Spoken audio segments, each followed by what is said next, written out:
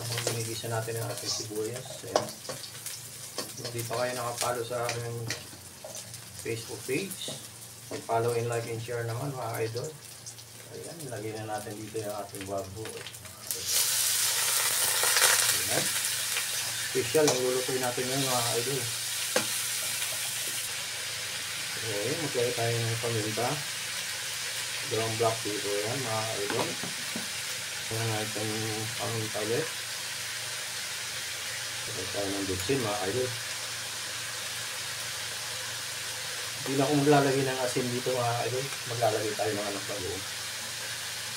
Maglagay tayo ng dahan ng laurel mga idol. Lagay natin yung bagoong mga idol. Ayan. Lagay na natin yung unang gata ito mga idol ha.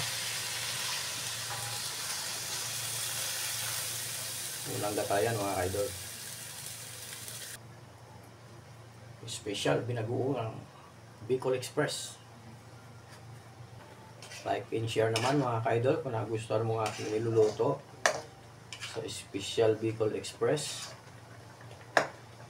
Yung sa pagluluto ng Bicol Express mga ka-idol, may kanya-kanya tayong style sa pagluluto ng Bicol Express. Ito sa akin, special ito sa akin mga ka-idol. So ayan mga ka-idol, konti na lang. Konti na lang mga ka-idol. Medyo ano pa natin ng konti. Naglalagay pa tayo dyan mga ka-idol. Hindi pa nagtatapos dito mga ka-idol. Pasasarapin natin lalo ito. Dahil meron pa tayong nilalagay dyan mga ka-idol. Pa-reduce natin ang sarap.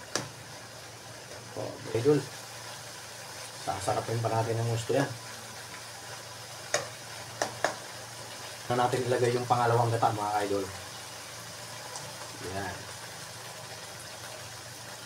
Final countdown yung mga ka-idol. Na siya. Yan.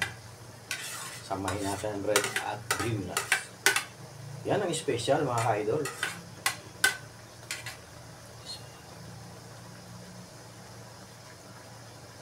Yan ang special. Yan. Grabe sarap nito.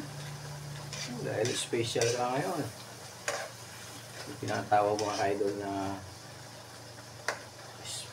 special. So ayan mga ka-idol, sa mga hindi pa nakapag-subscribe sa akin, subscribe na kayo. Pindutin na lang ang notification bell para lagi kayong updated sa aking mga bagong videos mga ka-idol. Ayan. Dahil special lang ang Bicol Express natin. Shoutout nga pala sa inyong lahat, mga viewers at mga followers. Thank you for watching mga ka-idol sa mga videos na pinapanood niyo sa akin. Maraming salamat sa inyo. So, okay na to. Thank you for watching mga ka-idol. Okay na to.